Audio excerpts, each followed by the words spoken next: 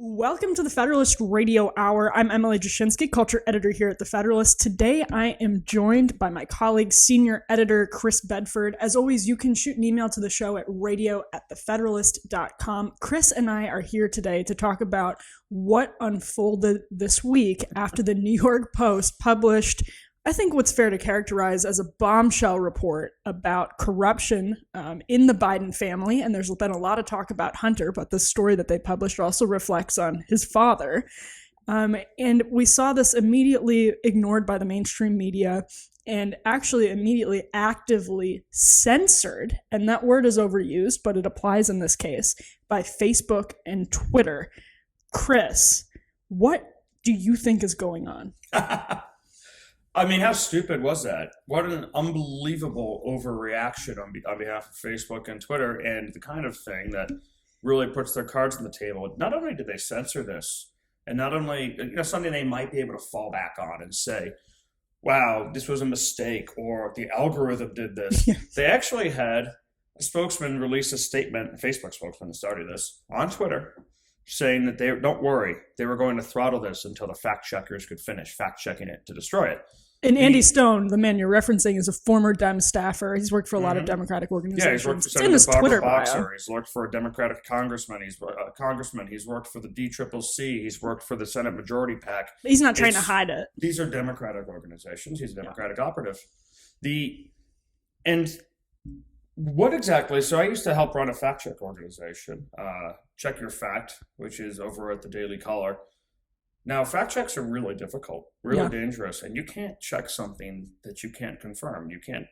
And this was an exclusive story based on a laptop that was in the possession of Rudy Giuliani, who had shared it with the New York Post and access to it. How the hell would I be able to fact check if that was true? Yeah. Like if I don't have access to Giuliani and can't actually see it, well, what would I do? I would not be able to have rated that false. Right. Right now, I could look at it and give my opinion, but that's not what fact checkers do. So Twitter and Facebook, instead of ignoring the story like the Democrats typically do, it's not on CNN, it's not on CBS, it's not on ABC, it's not on MSNBC, and just letting it go away and fade away. Hunter smoking crack on a pornography. Okay, fine. And corruption with Ukraine, then it would probably be near over, given the news cycle and Amy Coney Barrett. But instead, they decided to launch some kind of bizarre pick its charge maneuver where it's just like, everybody go! Censor the spokeswoman for the White House, censor the president's campaign, censor the House Judiciary Committee, the elected members of U.S. Congress, censor them. The New York Post itself. The New York Post, the fourth largest publication. His accounts were all suspended. That's what Bedford's mentioning. Twitter suspended or locked all of these accounts, and anybody who tried to post a link to the story, which actually we should say the story itself contained very strong evidence in the form of emails that were recovered from this laptop that showed Hunter Biden introduced his father to, what was the man's position at Burisma? An executive at Burisma while Joe Biden was vice president. Joe Biden, of course, has said he never has had any communication with his son about his, quote, overseas business dealings. So it doesn't just reflect on Hunter, although it shows pretty clearly that Hunter was peddling his father's influence for money. It's a smoking gun for that. Yeah, exactly. It's a smoking gun for that. There's other things. The New York Post, in the initial story, claimed that there was pornography on the drive, on the computer, on the laptop. There are clips of this. This is a bizarre story, by the way. Who falls asleep on crack, by the way? Who falls asleep on crack? It's a fair question. Hunter Biden. Yeah, I need some of that sleeping medicine. Actually, I probably don't. I mean, if you lace the Ambien with crack, it's like a speedball. It's a different experience. Actually, yeah, never mind. Dark. Yeah, well, it got real. But they made this so much worse for themselves, and now Republicans are going to have to figure out what are they going to do. So here's the problem. If Pickett's charge thing, I think, is legitimate in that they put their entire army into a kind of a lost cause here. But the problem is, it's not the Irish Brigade waiting for them. It's Mitt Romney and like a couple other Republican politicians, some who are principled and good, but a lot of them lack the will to just open fire. It's not a line of Josh Hawley's waiting for them and Tucker Carlson's and Donald Trump's. It's Jared Kushner and everyone else. Like, are they going to actually fight back? And how are they going to do it? Because as we were I was discussing with a number of Hill staffers, the free speech avenue and the Section 230 regulation. It's a really weak way to actually cause trouble for these companies. You're probably going to have to go at them for anti-competitive practices. Yes. They're going to have to redefine things. They can't just do a quick switch. Like, okay, what do they have a monopoly on? Right. What's Twitter's monopoly on Twitter? Well, we have to figure this out, and it's not been litigated yet. Yes, it has not been litigated yet. There's obviously an appetite on both sides of the aisle to chase the sort of anti-competitive practices down on the Hill. That's happened. We've seen like Elizabeth Warren and Bernie Sanders be open to that, in addition to people like Josh Hawley and Marco Rubio. But something that I think is particularly interesting when we're talking about monopolies in the tech industry is that Facebook's entire business model is predicated on being a monopoly, right? Because there is no point to Facebook if everybody isn't on it, right? It has to be the one-stop shop for your social networking in the capacity that it allows social networking in terms of Twitter, in terms of personal pictures and videos and memes and whatever else. Everybody has to be on Facebook in the same way that every journalist and every news outlet has to be on Twitter for Twitter to make sense, in the same way that all of your friends have to be on Instagram for it to make sense. So these tech companies will viciously guard their monopolies because they can't exist in the same way without them, period. Yeah, I mean, I basically want to drown them all in the bathtub, so don't get me wrong here. But the problem the Republicans are going to face, we were just discussing this and getting a lot of pushback from a smart guy I know on the Hill, is after Citizens United, we've all decided, and it is just, that a private company can print a book, put out a movie, make an endorsement, do whatever it wants, basically, in the political arena. So Republicans it's going to have to take careful thought. And by the way, we're not getting any supporting fire from Heritage Foundation. They're not getting supporting fire from any of the think tanks in D.C. largely because they're all bought and paid for by tech. They take tech money. Where they're going to have to come up with this on their own of how to regulate and break up the power and censorship, the overexertion that these, like, as you rightly point out in your piece today, some of the most powerful companies in global history. Mm-hmm. How do we break that up in a way that is legal, that doesn't violate our own government regulation of speech ideas? And, not to be weak-willed about it or limp-wristed, but to figure out how to do this intelligently so it doesn't backfire. Mm-hmm. Bernie Sanders may be an ally in some of this. He says he has a lot of the same complaints, but his solutions might not be the ones that a conservative American would want to pursue. Yeah, what's frustrating to me, and we had this conversation in another YouTube video, Tristan and I had this conversation about how when conservatives sort of like get whipped into a frenzy over big tech, which is perfectly fair, and I'm part of that. I'm furious. I'm so excited. Yeah, we should be in a frenzy. Absolutely. We also have to be sure to remember there's an element of human choice involved in this, and that you have to sign up. Right. Like you have to, like Cambridge Analytica. Like you have to decide to take the freaking quiz. Just don't be dumb. The myth of Cambridge Analytica. And don't use Face app. Like don't give pictures to your face to a random app that we learn is based in Russia, and all you had to do was quickly scroll the terms and conditions before downloading it. I've given away my fingerprint because they make me change my password every few weeks to something I can't remember. Yeah. And if I just handed over my biometrics, it would stop. And it got to a point that I just did it. Right. Well, hey. I mean, but that's exactly it. Here's my DNA. Just take it all. Open up my banking app. Clone me. No, but I think the point is I think there's a three-pronged attack on this, and this bottom 2 points are downstream of the monopoly points. So one, you have the monopolistic practices. Two, conservatives and people who want to reign. Even that will be hard to prove. Right. Because what is Twitter's monopoly? Exactly. And people who want to reign in tech. And part of it is because this is an unprecedented industry. Like social media is a new thing, and it sort of bucks all of our existing notions of communication. But the second prong to that, I would say, is actually where they are creating chemical addictions. And that is a conversation, and there needs to be more research on that. And that's an important element of this conversation. Addicting children. Yes. And it gets to the point about like cigarettes. So human choice, we all can make choices to smoke cigarettes. There are some valid regulations on cigarettes. You may disagree with this. I'm not saying all of them are valid, but there are some valid. I love cigarettes. They're a great American product. Yeah. There you go. I chew tobacco, a safe alternative. Yeah.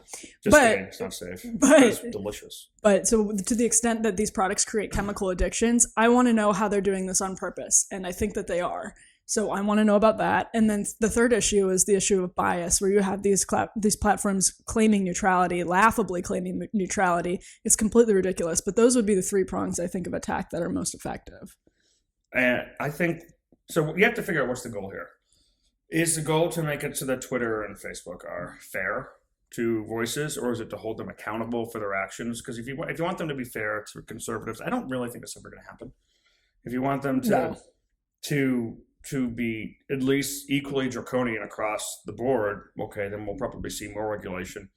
And if you're kind of like me and you just want to drown them, just destroy them and dismantle them in the basement, Dexter them, like what do you want to do?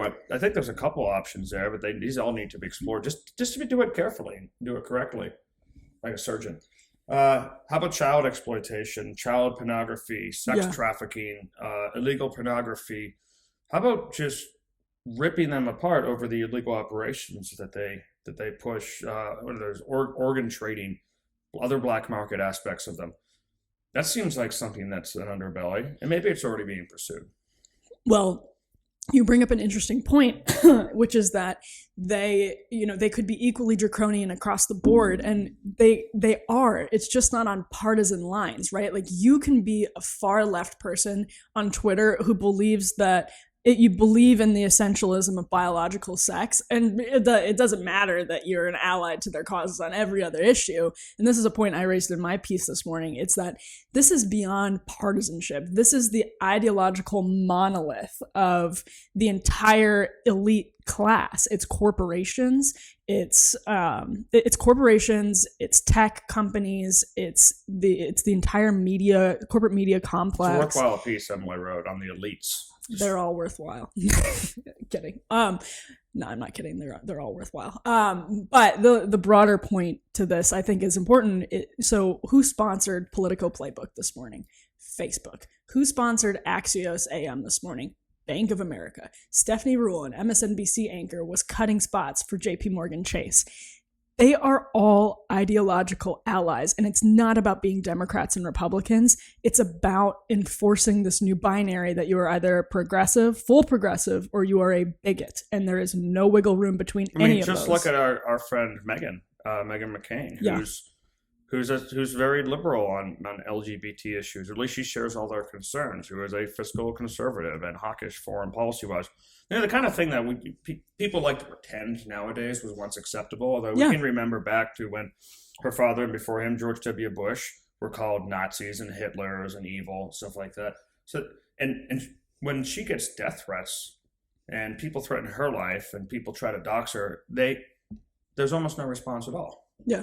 And that's another part of that standard. Like, and why isn't she unaccepted? Because she's Republican? Right. That's insane. Right. And you have some of these, like, increasingly dissident leftists. These are people who are on the far left and have been, sort of the class warrior types. You have Crystal Ball, Glenn Greenwald coming out and saying, this is ridiculous. Why is the left breathlessly cheering the tech oligarchs in their censorship of a story, by the way, that at its heart is about elite corruption? You have the wealthy son of the vice president of the United States selling access to the vice president, and this is legitimate evidence of it. I get that there are concerns that this is hacked material, whatever, but this is legitimate evidence. It's clear. The evidence is clear. It's very clear evidence of at least attempts at corruption by the son and attempts to access someone who we know and we can say openly is a mentally frail, senile candidate. Yeah. Someone who you want to keep away from folks who manipulate them for money. It gets to a point, and we've had to deal with this, sadly, in a lot of our lives, where you don't want your parents or your great-grandparents or someone else opening all of the mail solicitations because they forget that they might have donated. Things like that. Like this is a dangerous situation and compromising. We were talking about this yesterday when this started to happen, because originally this is not the kind of news that would penetrate, even though it's very important. What would penetrate is if they started targeting Congress and other people and presidential campaigns on the Twitter side. That's happened. My guess on what the pushback was going to be yesterday, and I think I wasn't alone in this, was that they were going to call it a hack. Now, we just went through 4 years of Democratic media, corporate media, and Democratic politicians trying to unseat an elected government of the United States and impeach its president using what is now confirmed to be, but at the time seemed fairly obviously, foreign intelligence designed to disrupt the United States government and destabilize it. Right. And now they're going to say that they're not going to touch something because, with no evidence so far, by the way, with claim without evidence, as they like to say, that this is just a hack. Well, it's going to make a difference if it turns out that Rudy Giuliani has the laptop. Mm-hmm. We'll have to see on that. Right.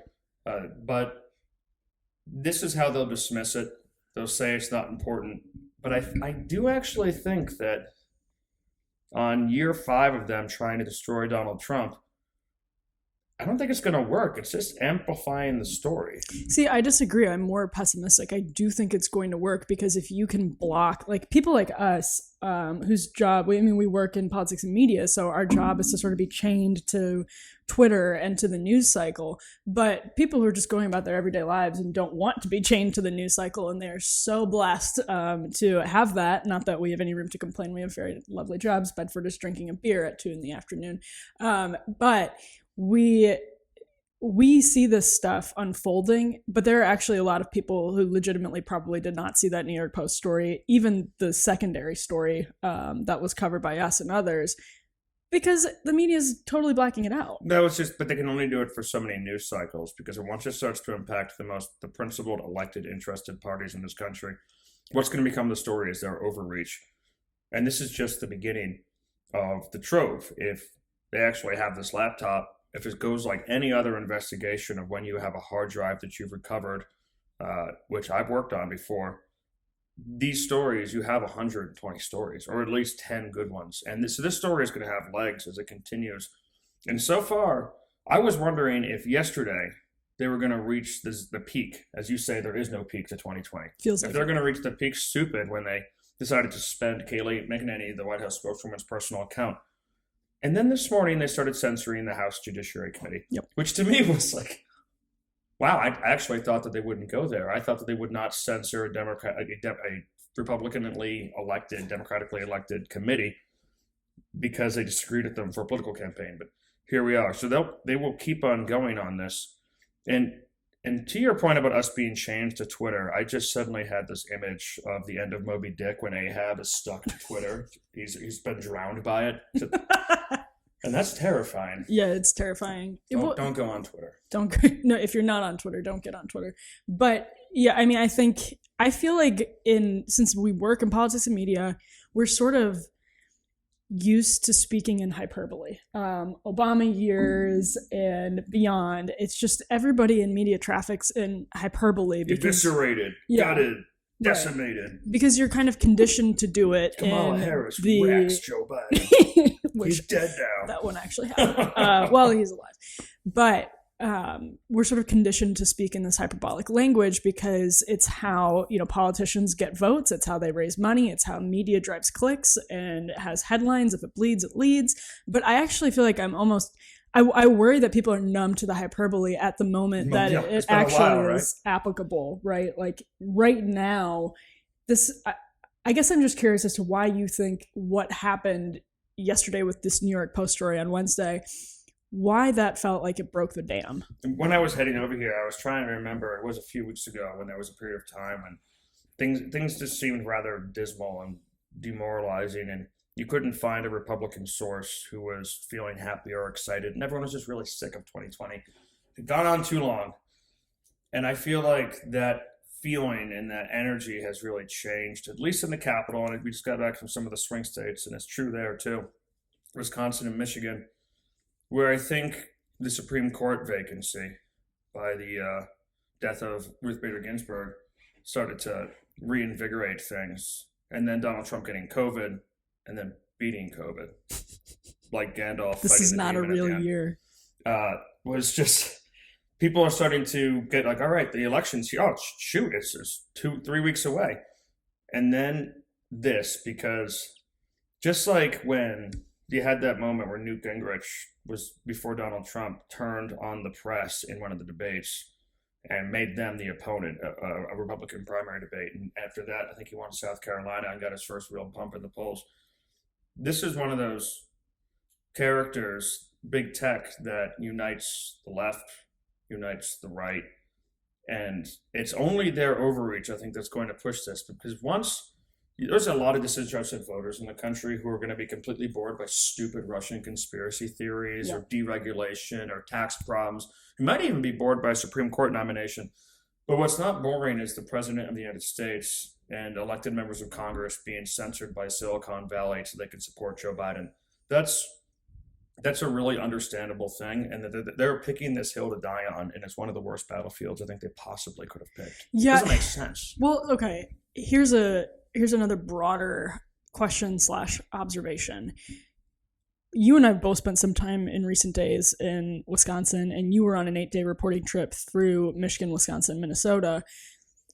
I actually feel like throughout the pandemic, there's a lot of, how do I say this delicately? I feel like there's a lot of, now people seem to actually want authorities. Not everyone, but there are more people than I would have previously realized. And I think this is a consequence of the pandemic and the regulations of the pandemic.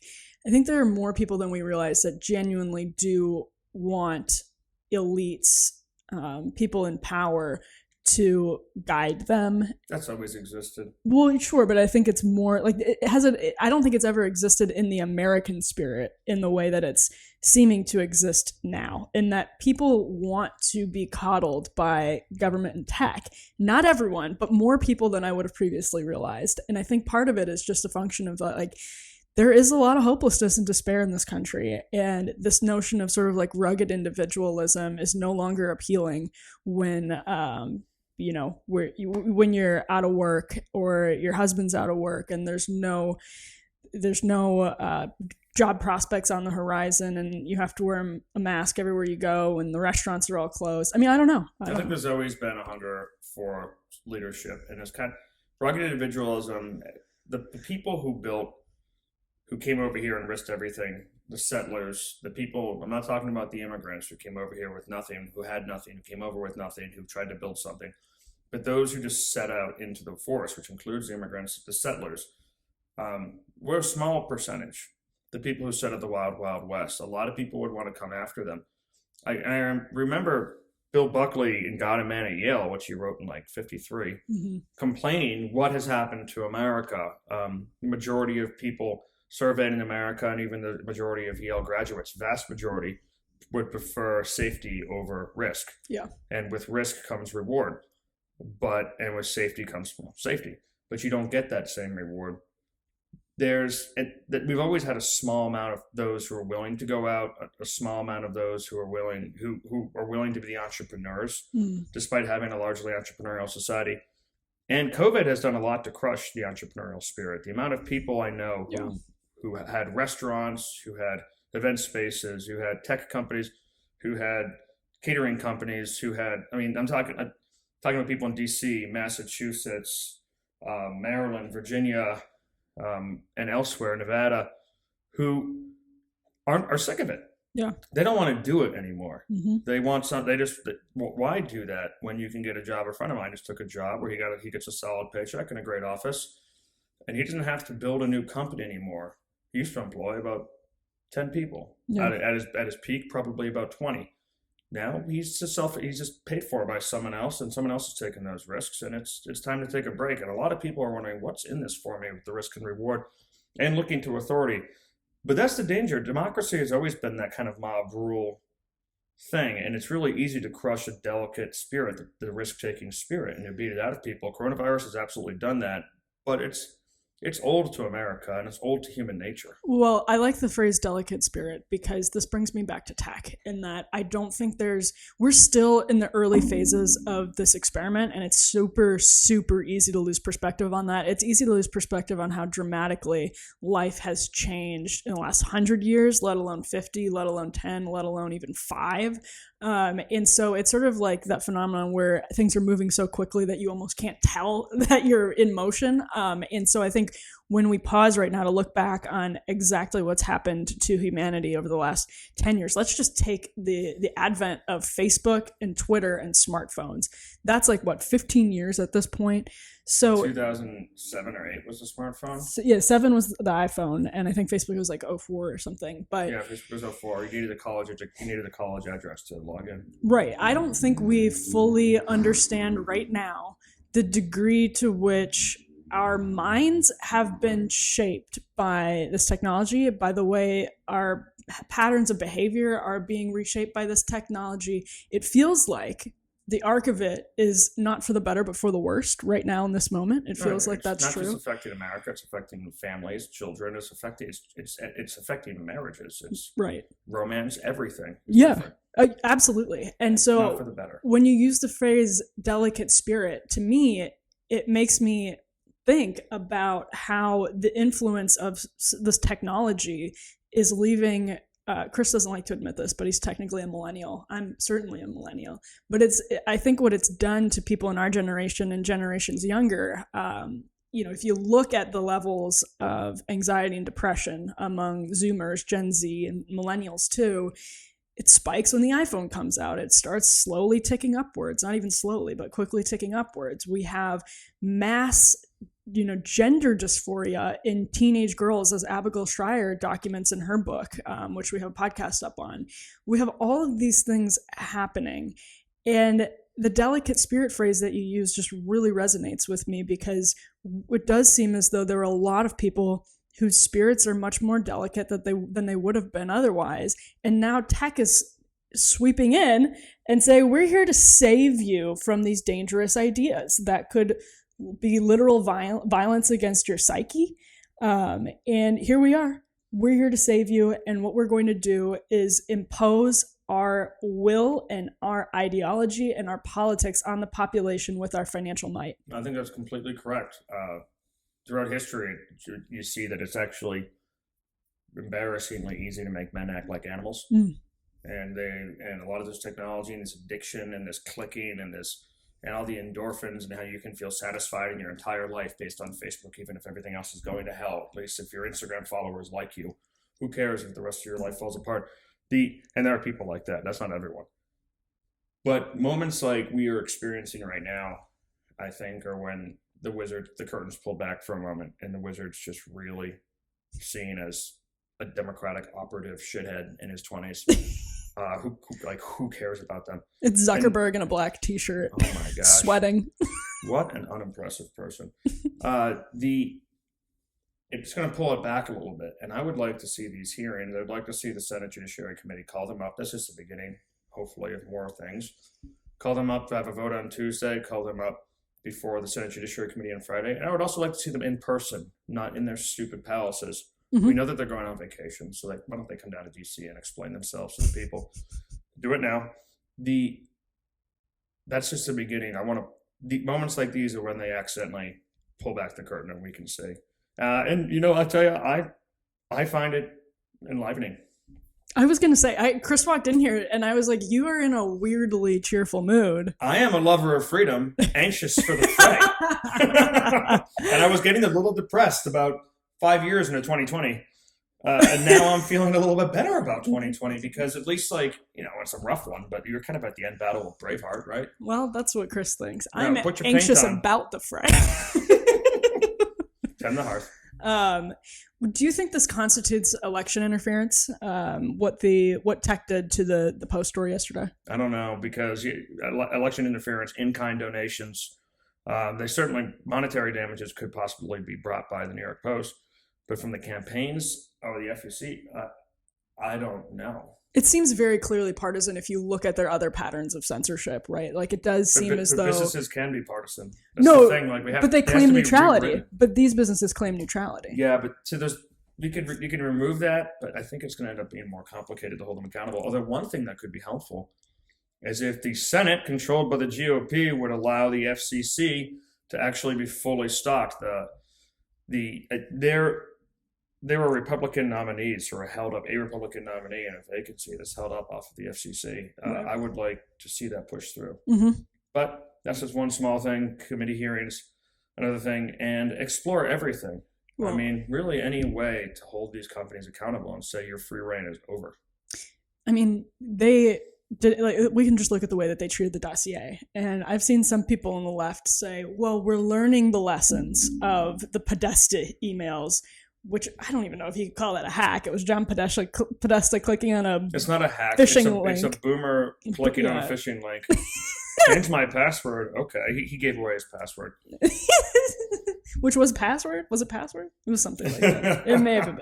Anyway, but they're saying, well, we've learned from our past and blah, blah, blah.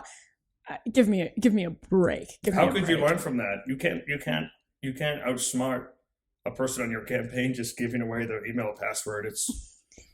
That's on them. Do you know what I saw that was really interesting was David Corn writing in Mother Jones to say that anybody amplifying the story is doing Putin's bidding, essentially. This is a Russian propaganda operation. Oh, good. The fact that a laptop fell into the hands of this Delaware computer store with a Beau Biden Foundation sticker on it, it reeks of Russian propaganda. We can't verify the emails, blah, blah, blah.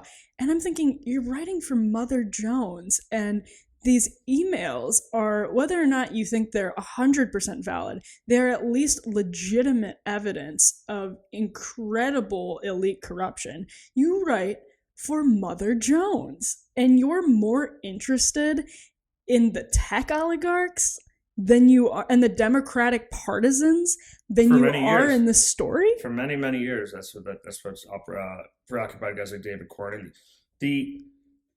What's so hysterical about that incredibly stupid Russiagate 3.0, Russia hoax 3.0 line of thinking that they're pushing is that, when Putin threw down $100,000 or whatever he spent, a minuscule amount in the $100 million election, many hundreds of millions of dollars election we experienced in 2016, he did not possibly think he was going to get 4 years of complete destabilization and wrenching of garments and gnashing of teeth on the entire national stage. I mean, he has caused serious disruption, but it's really not Putin who's caused that disruption. He just, threw his fireworks into the match. He couldn't have imagined.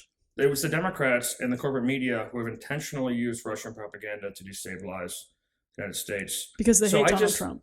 Yeah, I just don't believe them when they wail about this. Yeah. And they have no evidence. If there is evidence that emerges, I'd be interested to see it. And I'd also still be interested in what those emails said. But it doesn't invalidate the importance of the evidence, right? So, maybe that's one element of the story, but you still have legitimate evidence of serious corruption on the behalf of the Democratic candidate. I have to take a closer look at that, but I know for sure that these people have used Soviet propaganda, Russian propaganda to destabilize the United States for 4 years, and I'm just not going to hear their wails when they claim it now.